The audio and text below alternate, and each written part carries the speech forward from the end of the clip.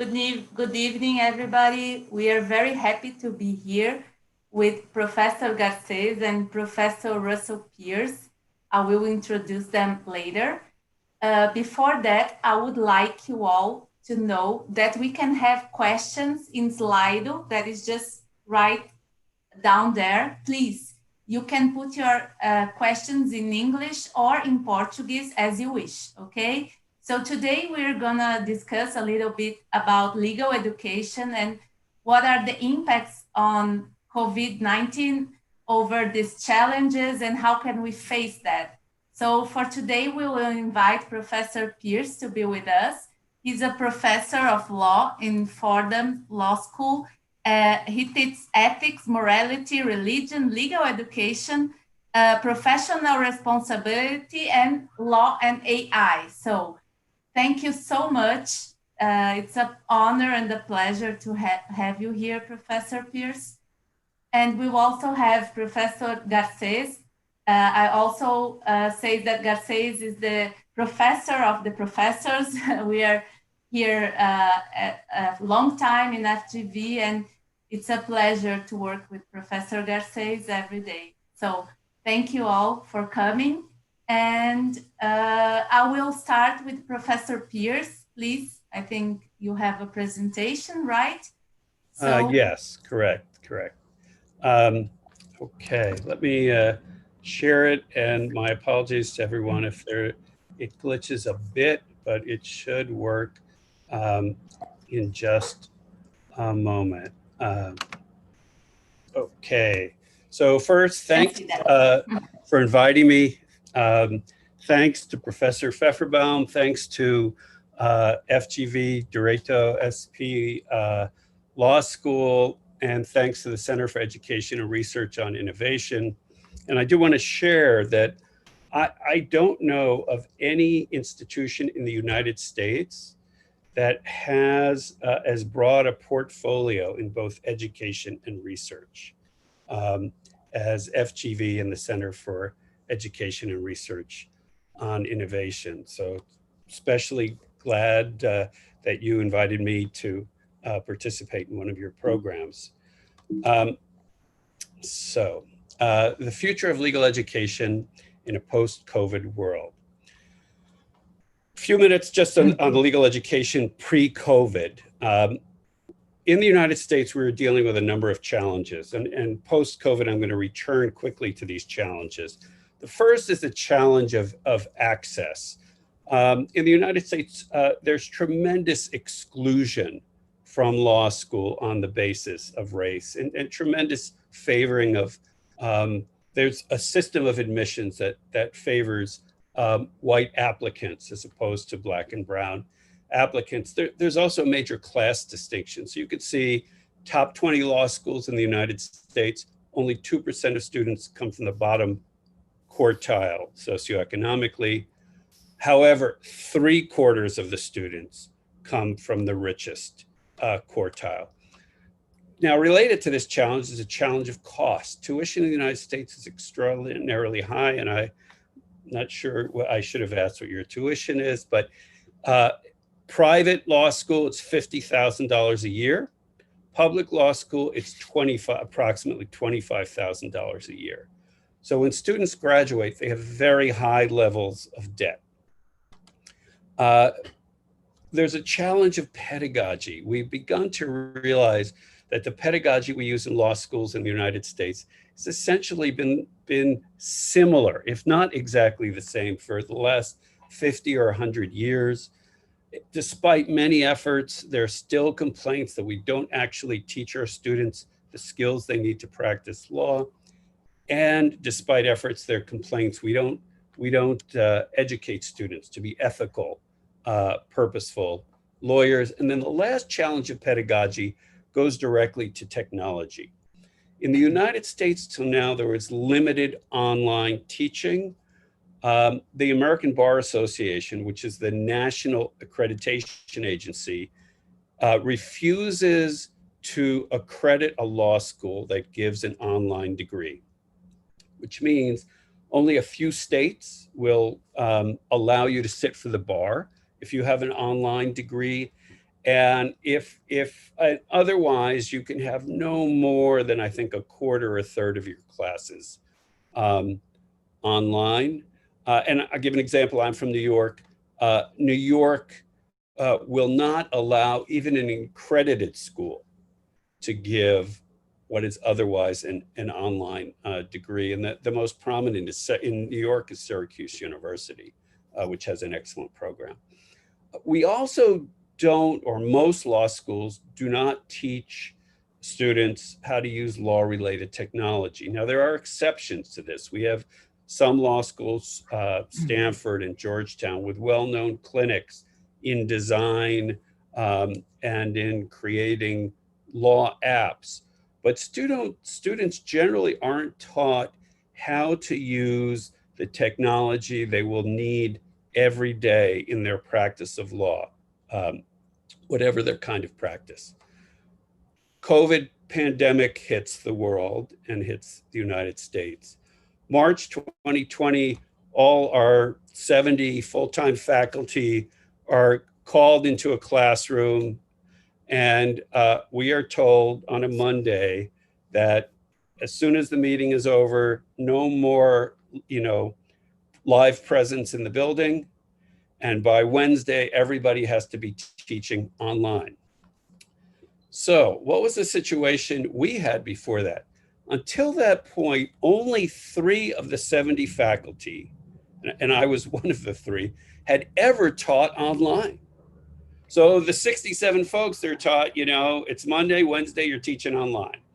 And I do have to say, I was very proud of my colleagues, because the vast majority of them, like the smart lawyers they are, looked at this as a problem-solving opportunity. But we still had a lot of difficulty with the courts and the ABA. They were very slow to allow us to go online temporarily. Because remember what I said, there were strict limits on how much you could teach online. Well, with COVID and with closing in person, we didn't have a choice. So one professor has described the post-COVID era, or the immediate post-COVID era, as the era of forced experimentation. And I think that's what law schools have experienced. So what has resulted from this? First of all, much greater attention to teaching. Fordham, for example, where I teach, we had a pedagogy committee that met every week. We had workshops every few weeks on how to teach. Before we would meet once a year to talk about it. And then we had meetings to talk about new standards for teaching law students. So greater attention to teaching. We all learned about online classrooms. And online classrooms are both synchronous and asynchronous. I'm thinking, but just in case, synchronous means live, even if it's online. Asynchronous means the student can do the work at any particular time. So online asynchronous, I think the trend was to advise all faculty to have some online asynchronous component. And one of the surprises was that when this is done well, and what do I mean by done well? What I mean by done well is short lectures interspersed with assessment questions. When it's done well, that turns out often to be students' favorite experience of law school. It could also be not done well. How would that be? The professor would just do what she does normally and just record it for the students. So there's the online asynchronous, and then there's the online synchronous. And what was interesting about the online synchronous is the people's first reaction was, well, this is going to distance the faculty and the students. But the opposite happened. So using Zoom, professors and students could see each other's faces up close, rather than in a large classroom where they were distant. What did this do? It tended to break down hierarchy And it tended to create an intense personal exchange that doesn't happen in the United States in the large classroom. The other aspect of online synchronous is that all of a sudden, faculty started doing interactive work with their students, right? It was no longer acceptable for the faculty member to stand in front of the classroom. You had to find breakout ways to create breakout groups for the students to have discussions and work on problems during class. Now, another factor is increased student contact, and it's beyond what I mentioned about the synchronous, and that is that faculty decided, because faculty are worried about Zoom teaching, that we had to have more office hours. We had to do home visits, that is personal meetings with as many students as we could. I do that with my seminar, not with my lecture of 90. We had to create online coffees, lunches, and schmoozes. And then we monitor what we are doing. It's unheard of in the United States to do extensive monitoring of faculty, but we've entered a new chapter. We've also created student-to-student, additional ways for students to interact with each other. Has there been resistance? Yes, and I would say even this semester, in some of my classes, and I hear the students, and then in faculty meetings, I hear my colleagues, there is still the dominant belief that somehow online education is less than.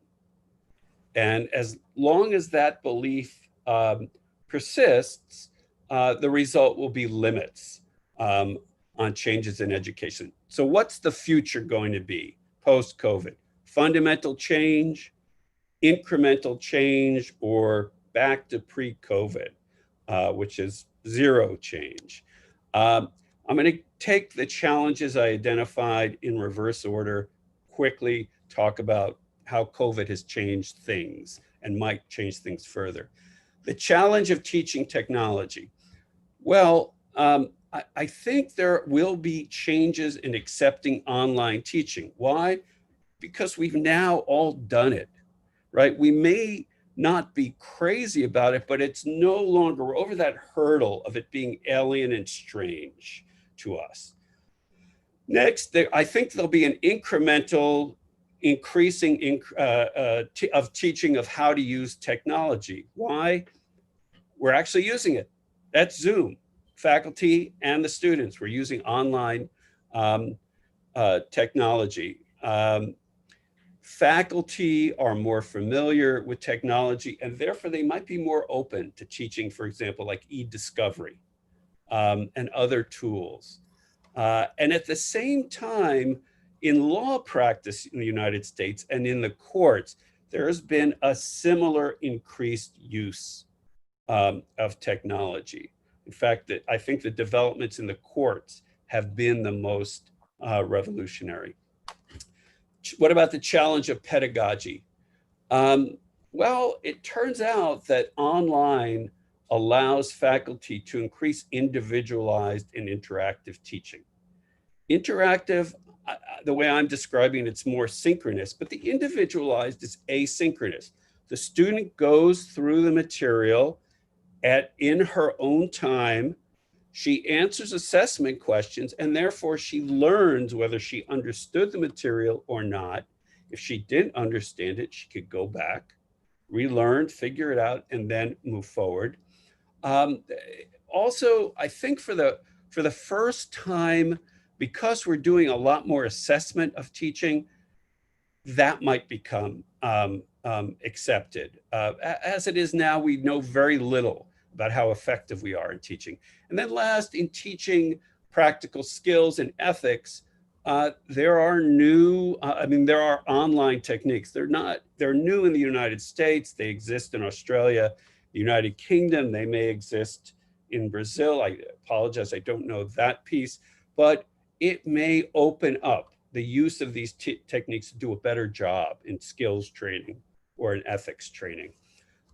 Challenges for cost and for leverage. Well, asynchronous If you do the packages well, you can do one, I teach professional responsibility. You could do one package of asynchronous for a whole law school or for law schools throughout the country.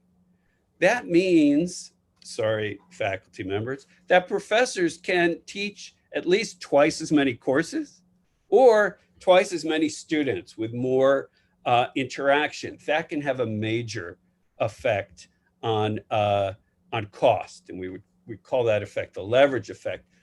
An example, I am an author of an interactive casebook. Our casebook authors are recording videos and developing, we've already developed the assessment questions, so that our publisher, West, one of the major US publishers, may then market this. And you could think about it, a law school could even buy our materials and substitute if they wanted for a faculty member. Asynchronous, I mentioned the benefits, identity and practice. And then the last is, there used to be in the United States low-cost law schools. This is in the period 1880 to 1930, when the United States was assimilating white European immigrants, mostly Catholic and Jewish. Those were ended in the 1930s in order to create barriers to becoming a lawyer. If we went back to the notion of a low-cost law school, that's good enough, minimum skills at the lowest price, asynchronous gives us a lot of room to do this. There is, for example, a major provider in India or the leading provider of legal education in India, basically only uses asynchronous teaching. The leading online provider, sorry. Synchronous, well, no need necessarily for lectures anymore in synchronous. You can do breakout groups and exercises and make it all interactive and individual. At the same time, you could do lectures. You could do it with leverage. It's not something I recommend, but if you think about it, we could have one contracts class, for example, for our law school, I would say has got about, you probably are significantly larger. We have about 400 students in a class. So we wouldn't need necessarily 4 contracts faculty. This is another way to cut costs. And cutting costs is the only way at the moment to deal with the challenge of access. The other approach is improved pedagogy. And there are studies that show with excellent pedagogy, the success in law school between white students and Black and brown students is equivalent. With low quality pedagogy, white students do much better. Happy to discuss more about the studies that show that. Last point, will there be a technological disruption? So the late Clayton Christensen of Harvard Business School had a theory of technological disruption. And basically his model was that the new technology begins at the bottom of the market, and then it works its way up the market as it becomes refined, and then eventually transforms the market. We haven't had this kind of movement in the United States thus far with technology. So it's basically been these few very low prestige schools that are exclusively online. I think now this openness allows for the possibility that more students, more consumers will seek that education, and that the regulators will be more open to it. And that will allow the possibility of sort of lower cost, higher quality education moving up. The elite schools will never go to this because they're not selling the quality of lawyering on the part of their students. They're selling a credential. Happy to discuss that later. It's sort of a reputational sale. But what might happen in a market like this is that you will see Harvard or Yale or University of Michigan having 2 tracks. They'll have their elite track, in person, incredibly expensive. They'll have their online track, where they'll have 10,000 students and it will be online. And you can get, and the question then is, would you rather have online Harvard degree, or would you rather go to a different school? And I think the only obstacle to that is the psychology and the lack of entrepreneurship in the leadership of elite institutions. So unclear exactly where we'll go. There'll definitely be some changes. Whether there will be disruption, questions still on the table.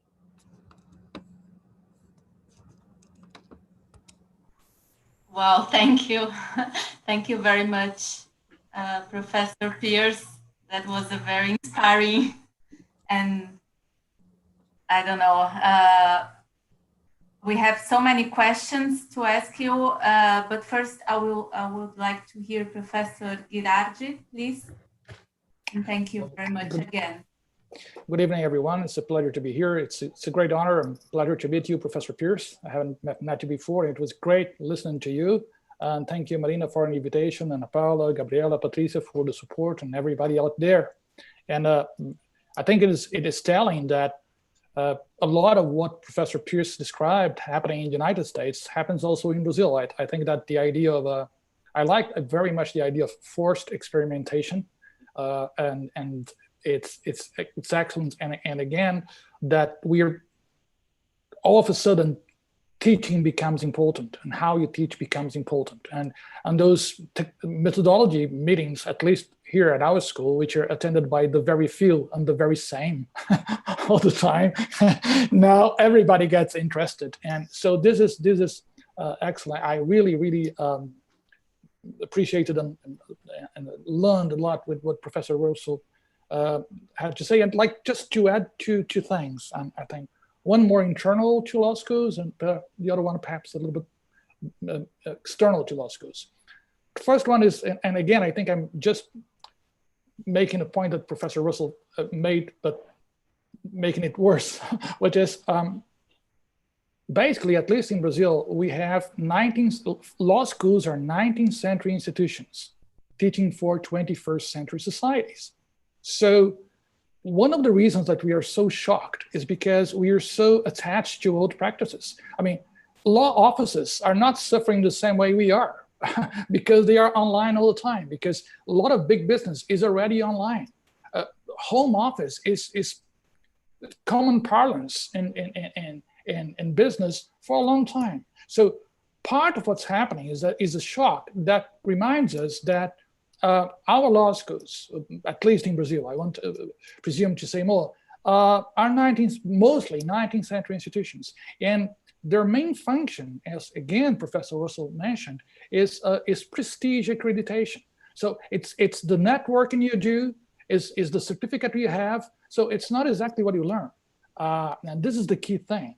And that is so disruptive about not attending physically law school, because there is, as we said in the other webinar, this hidden curriculum of power, prestige, connection, and networking that is key to the most important law schools.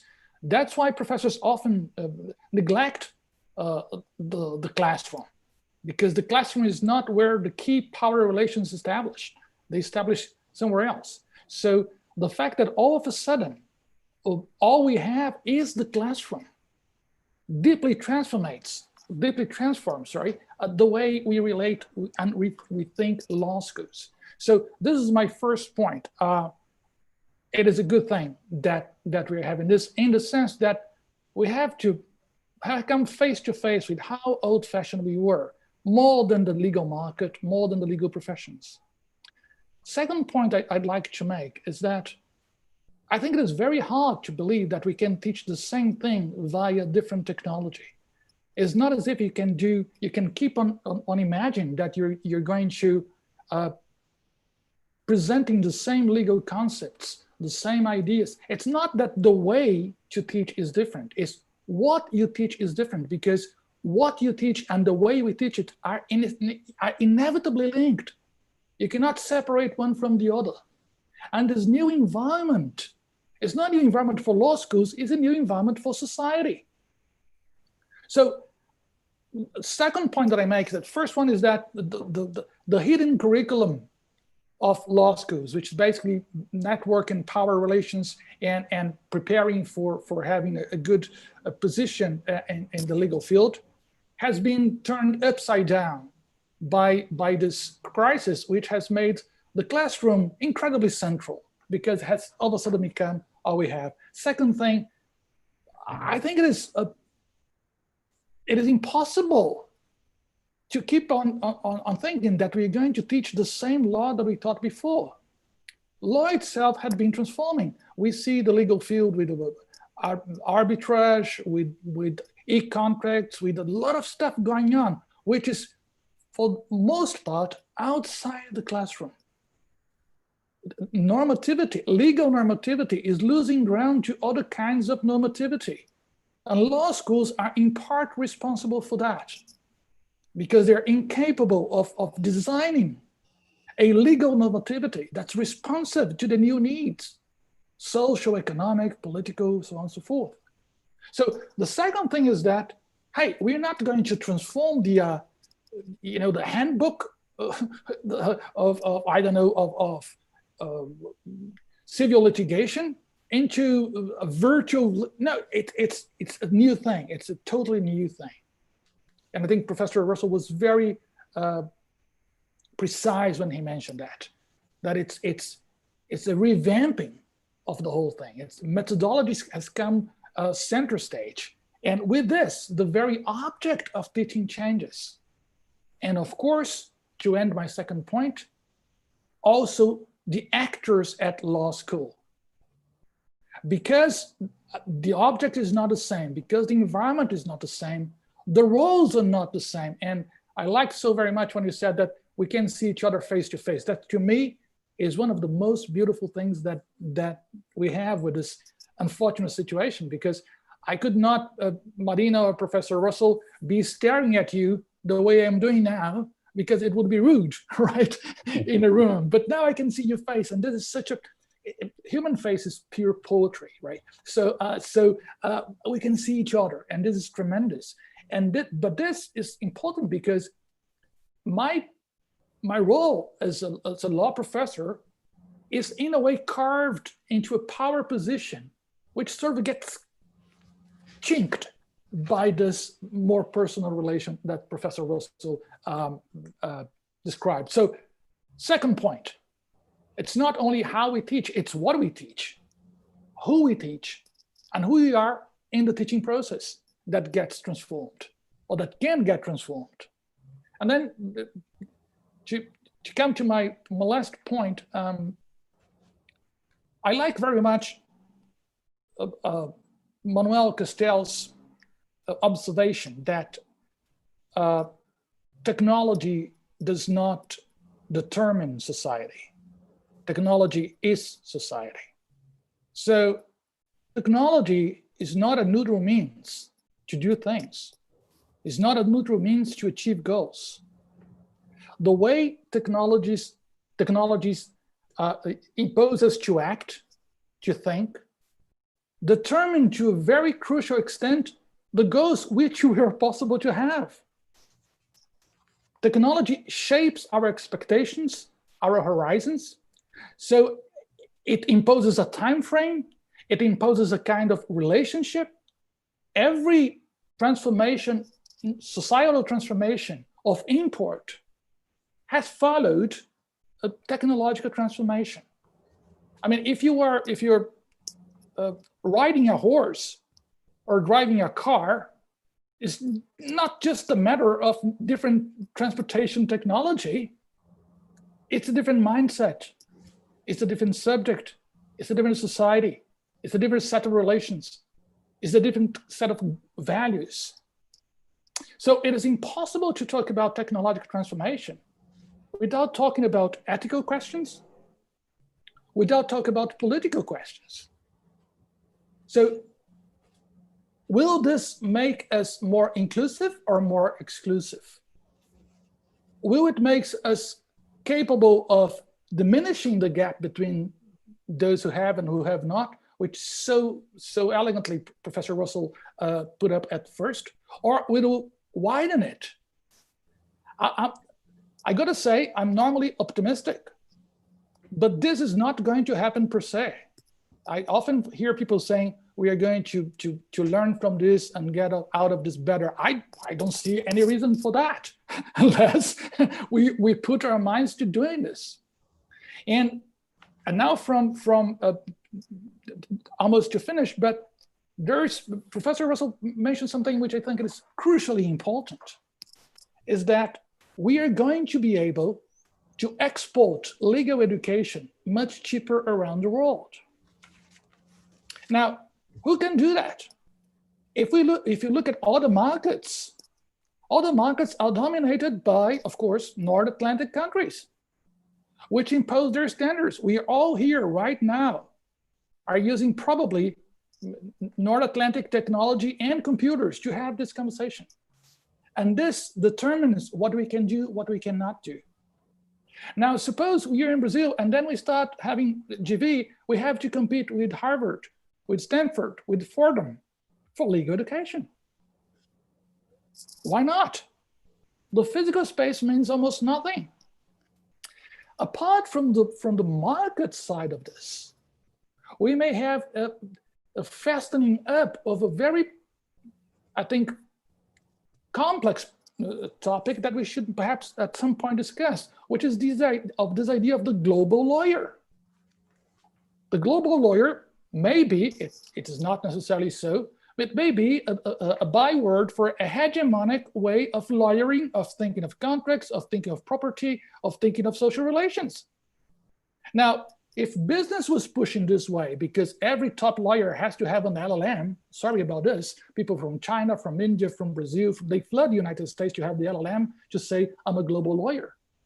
This per se has deep social consequences within the societies, as we have seen in Brazil, where the top lawyers make a lot and where the great majority of the lawyers are fighting for peanuts in the courts. And but if it's already true in terms of business, what will happen if technology makes it possible, as Professor Russell pointed out, for you who's listening to us now, to have your Harvard degree, to have your Collège de France degree, to have your Heidelberg degree, to have all of them degree at the same time, with the same course. What will happen to local knowledge? What will happen to local legal cultures? What will happen to local practices? We're going to have a two-tier society, even worse than we have now? I don't have a clue, but the idea is that I think these are things that we have these are questions we have to make, we have to ask, because from the end of the 20th century onwards, we've been having massive concentration of wealth. And this means also cultural, intellectual, and social wealth. And this cannot be disconnected from the crisis of democracy we're seeing everywhere. If you have societal systems which are favoring the few and excluding the many, why should we be surprised that democracy is in crisis? So to wrap it up, I think that this is a key topic, because we're not talking only about law schools, we're talking centrally about law schools because they're crucially important to social relations within any country. But we're also talking about the transformations of law, the impact of technology on society, and the big question in which again, I want to thank Professor Russell for the way he opened this up. Are we heading for a more inclusive society? Or are we heading for a yet less inclusive society and more concentrated on the top? So I think these are good questions, and I think we should talk about them. Thank you, Garces, always for your brilliant analysis and deep. There are some questions here. One for Professor Russell from Kasia, our dearest friend, Kasia. And she's asking, given the challenges of access to legal education, do you think post-COVID online education puts an additional obstacle for a truly diverse environment at law schools? And in the same path, how can we, in this scenario that you mentioned, how can we guarantee quality and inclusion? And we would like to hear more about, you said about the reaction of the students, and if like, for example, in Fordham, you oblige students to turn on the camera during the classes, and how are you guys dealing with this situation? So there are some questions here, and please feel free to react with everything that Professor Girardi said. Okay, I could talk for a long time about what Professor Girardi said, and thank you. You focused on some really important points, and this question focuses on some of them as well. So let me start with the easiest one about turning on cameras. The equality is that's incredibly important challenge, and I don't know I have the best answers to that, but let's talk about turning on cameras first. So we at Fordham have a policy of that you should turn the cameras, you should have the students turn the cameras on. Here's what I did with it. Last semester, I taught evening classes. I had nurses in my class. I had emergency room doctors. I had people whose family members had COVID. I was not going to ask them to turn on the camera. And in fact, most of them did not. This semester, I ask students to turn on the camera, but I also tell them that if for any reason they're uncomfortable, and this goes to, I mean, everything goes to sort of the class and access issues, right?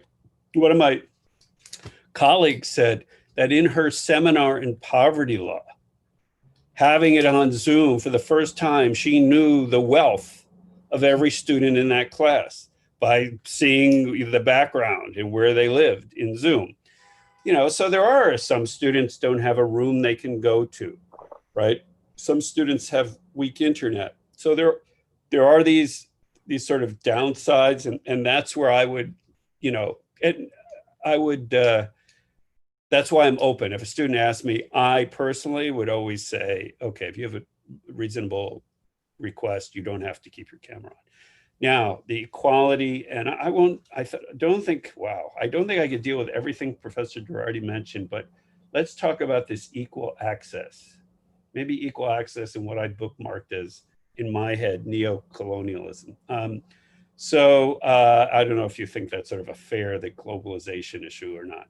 But so yeah, Katja's point is excellent. And it is something, as Professor Girardi was speaking, that I think I should have spent more time with.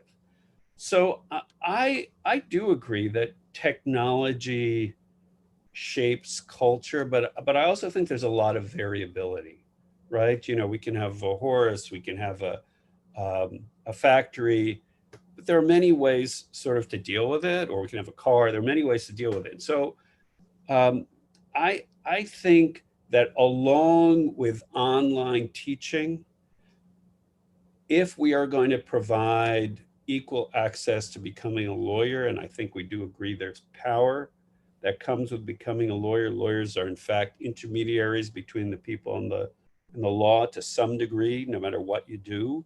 I think that there has to be more of a focus on equal access to technology as a right.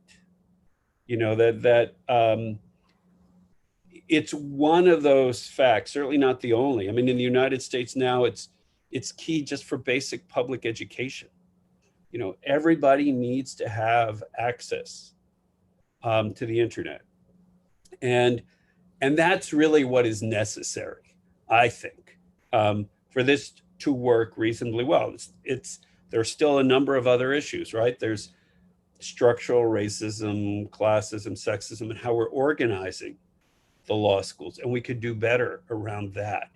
But just focusing on this particular axis. So I do think it needs to be right. I think as lawyers who are concerned with equal justice under law, we need to advocate for this as a right. But the last point I would say, in the United States, even given what I said earlier, internet is generally available other than for the lowest income students. And even then at Fordham, for example, and we have a certain amount of resources, we gave every student who needed one a computer or an iPad. I live in New York City. The New York City schools gave out hundreds of thousands of iPads. It's not good enough unless you also have wireless. But the point I want to make is in the United States, it is not that expensive. And when you're paying $50,000 a year for a law school education, in the United States, you can get excellent wireless for $50 to $100 a month, right? That's not nothing, but that's $1,200 versus the $50. It's not as nearly as big a barrier as law school. Let me touch on, Professor Girardi, do you want to address that point, and then I can go back to the globalization? And No, I think that I totally agree with you. I think it is a matter of increasing access, and I'd like to hear more. And just so that you mentioned, no, I don't have any mechanicist or anti-globalization point of view. I just think it poses different challenges, and there are no simple answer. But I'd very much like to hear you on that, Professor. So I thought that was an excellent point. And I am working with some colleagues on a piece on AI and the future of legal education. And this is one of the issues we're struggling with. We've basically come to the conclusion that the only way to avoid what you were describing, both on an international level and the national level, of the sort of rich getting richer at the expense of everyone else, is to make equality a strong value in everything that you do. Having said that, on a practical level, so I for this project, I interviewed Nikhil Chandra, who I mentioned, who has created this large online legal education provider in India. I think they have like tens of thousands of students annually. I should add, most of what they do is train people who are not lawyers, but who want legal knowledge. So they're part of his mission, and I've known him for years before he did that, is to democratize legal knowledge. So that's one piece of what he's about. But as a result of COVID, lower prestige law schools are now buying courses from him for their students and saving a ton of money by doing that.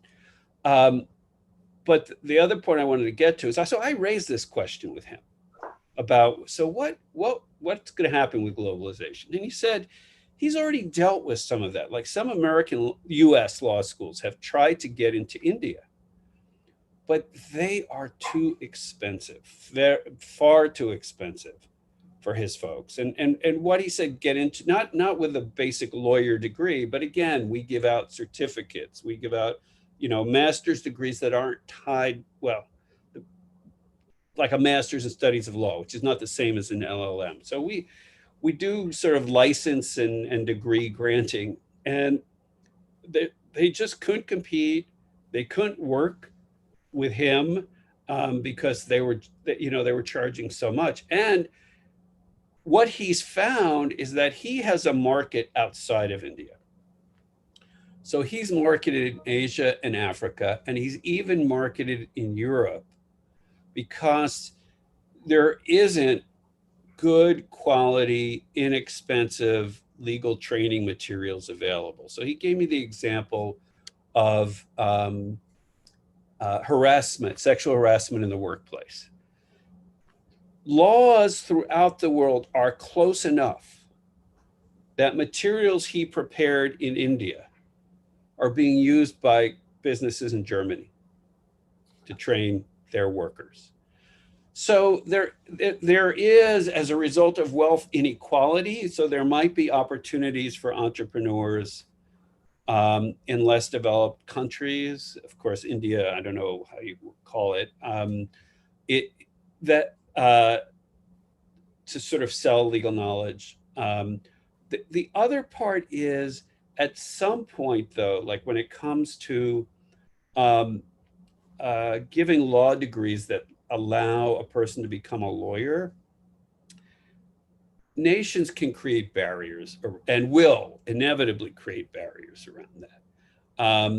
And so, law is it's tied up with nationalism. And I do think that will be, in some ways, perhaps a good bulwark against, folks from the global north taking over the legal academy everywhere. But I do think, and you said this, we can't move forward with any of this without constantly keeping sort of the ethics of what we're doing in mind. Sorry to talk so long. So that's. May I react? Yeah, may I react? No, I totally agree, and I think that you make, a ton of important points. I'd like to be talking to you for 3 more hours. I think there's a tremendous potential of inclusion there, of open access, of having. Technology is not per se a bad thing or a good thing. It's the use we make of it. So the examples you gave they're tremendous. So people who did not have access, and here in Brazil, I'd like to stress something which I'm sure is true in other parts of the world. It gives visibility to people who were never there, people who are never seen as part of the legal system, people who are never even imagined they could go to court. So there are many excellent points to be made with technology, and I think we have good initiatives, and we have people are being, to a great extent, empowered by that. And so I think this is exactly, I so much aligned with what you think. We have to face this in the eyes, and we have to see that we have to make decisions, understand that there are good opportunities and bad opportunities. And this is not new, right? Because this also happened with the presidential school and happened in the medieval universities. So every generation has the task of making a choice. And I think we are fighting to make a choice that includes rather than excludes people. And another thing that I think, and this I believe, maybe it's a more applicable change, and which is a fine way of say guesswork. It's just I think we may be globally moving to 2-tier law, because financial capital and services around the world are so important, and international transactions are becoming so crucial that no one state, we see the China-United States battle right now, but not even European countries can tackle this alone. So financial markets and the markets for services globally are so important that I believe that maybe we are moving to a world in which we have, at the same time, a global law and a local law, which is not unlike what happened, say, in the Roman times, in which they had Roman law for international transactions or for transactions within the empire. But within each part of the empire, you had your local law. So maybe you're going back there at a certain extent. I see, for instance, I don't know, Professor Russell, how is that in Fordham? But in Brazil, labor law, family law, and to a great extent, criminal law, they're much less prestigious, right? Say than contract law and financial law, stock. So, and the practice is different. The legal mindset is different. The courts which try them are different because big dogs go to arbitration. So I have a hunch that's really nothing scientific, it's just empirical and a bit of a hunch, that we're moving to a two-tier legal jurisdiction. One which is global in its scope because the economy is going global, and no state can control global economy right now alone. So it needs its own rules. At the same time, life happens in grassroots, and then we need the sort of local law. And maybe again, to put a positive note and joining you in this, so maybe there is an opportunity for including people in law. Even if we are having different types of law, different mechanics, different dynamics, but maybe we can have a more inclusive take on law, and this might help. Also, I think I agree with you, there will be national resistance to this dumping of, say, legal education. But also I think that it may be a good opportunity for us to understand better what's happening in law and for including more people. So yes, I think that we have our plate full, but again, I think it's always like that. Well, we are in a very deep conversation, but we only have 5 minutes more. So we have some questions here, but I would like to hear, please, Professor Russell, your final remarks. And if you could just comment about some of the questions that are here about the relation between race inequality gap and investment in pedagogy in law school. How can we think about more deeply in this issue? And investment, excuse me one second, race inequality gap and investment in pedagogy. Okay. Pedagogy in law.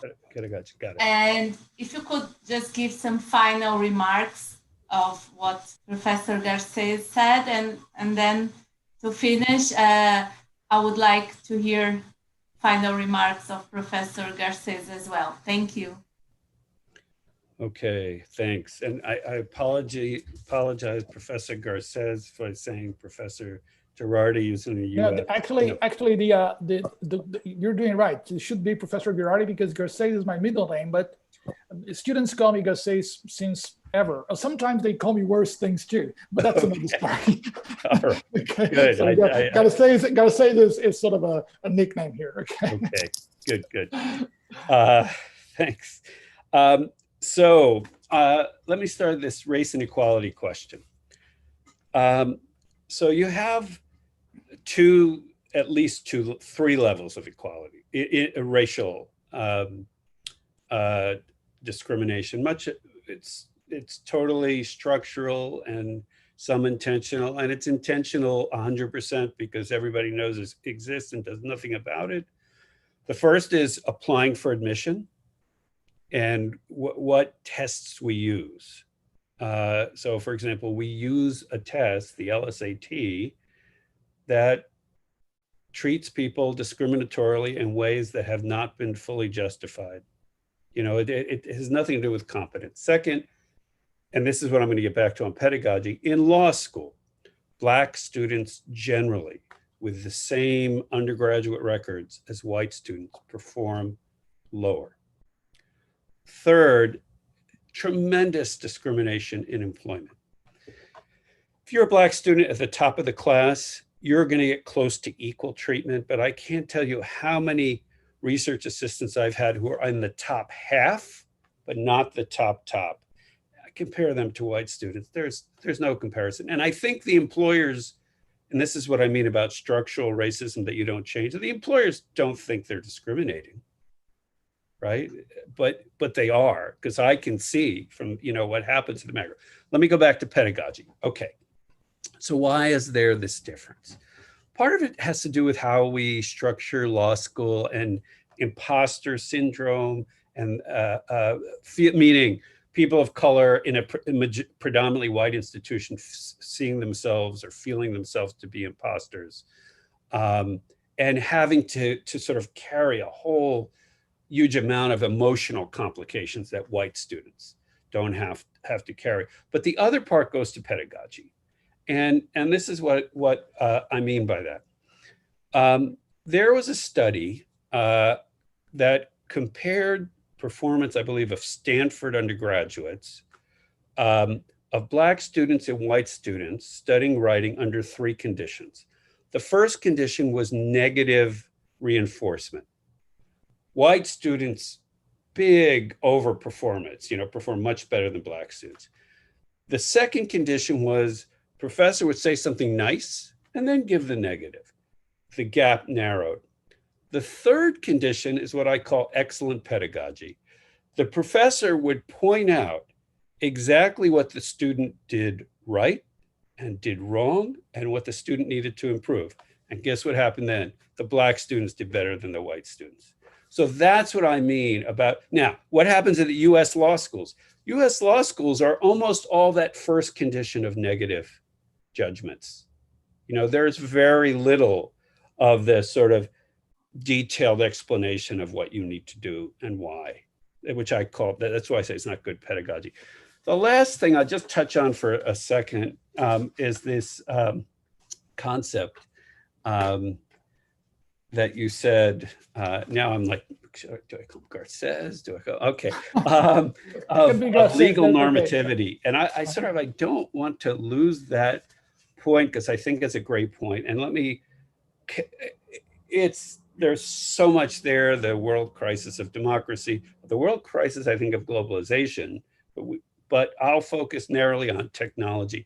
So in the United States, in the first wave, like the 1980s through the 90s, there are many people who have this like religious faith that technology would bring open access and equality. Now we know first that there's all kinds of bigotry that is put from people into algorithms. So it can be a force, technology, a force of discrimination. And we know, let's say, politically, Facebook, Twitter, they tend to, reinforce groups that want to do violence, for example, American groups that want to do violence. It's a big thing that people are focusing on now. They reinforce only generally one political view, right? And not, and that's not, so now we have like a new reality of trying to understand the technology and what we do with it. And I do think it all connects with this notion of legal normativity and how law schools and legal culture have lost contact with culture more generally. And I'll just say quickly, my own personal view has to do with the way post the 1960s in the US, we picked up this devotion to atomistic individualism. And everybody speaks in the law school as if that is the reality. But for human beings, that's never the reality because we exist through relationships. And so the question is there a way, and we don't have it yet, of sort of getting back to a way of thinking about law and culture that connects with the majority of people in the United States. So turn it to you. Right, thanks very much. I just want to very quickly go back to what you just said, which I think it is the crucial thing. And I so much appreciate you for having said that to all of us. And I like Taylor's expression that we human beings are dialogic beings. We're dialogical beings. I cannot exist without you. I cannot know who I am without you, without the other. And that's why bringing diversity into university is not a favor to anyone. It's a way of making me be more of what I can be as a human being. And so I know we're late, so I'll have to do something important, which is to thank everybody and Marina and all the group, but also Professor Russell. And I've been, when I knew that we were going to talk, I just went through your work, and what fascinates me is that if there's something that goes through your different areas of interest, is this ethical concern and this concern that things matter, that we have to try to make a difference. And I think that the fact that we are able to talk to each other, to listen, because I think that's a very important point. I think that most of the time we don't convince people by talking, we convince people by listening. It's the way we listen that brings us together. And that's why the internet did not make democracy better, but worse, because democracy is not about talking, it's about listening. And the fact that we could listen to each other, the fact that we could see things that we could not perhaps have seen before, I think this is the key message for me of this seminar. Your openness, Professor Russell, your openness to debate, your elegance in the presentation, the way you hear and the way you react. I think this is the message. And I think that this is the kind of thing that it's a common struggle for making this new technology translate into a better, less unfair world. And so I really thank you for the conversation, and thank everybody out there and the staff too, Marina. Back to you, Marina. Well, thank you very much, Professor Pierce and Professor Garcés Girardi, both of you. It was really present to have this conversation today. We had a lot of people commenting how great it was to hear you both. So I think we will have to invite Professor Pierce again to have another conversation, because we have so many issues to talk about. But for now, I would like to thank you very much for you both having this time to share all this knowledge with us. And I hope to see you soon, Professor Pierce and Professor Girardi. Okay. Thank you very, very much. Thank you very much indeed.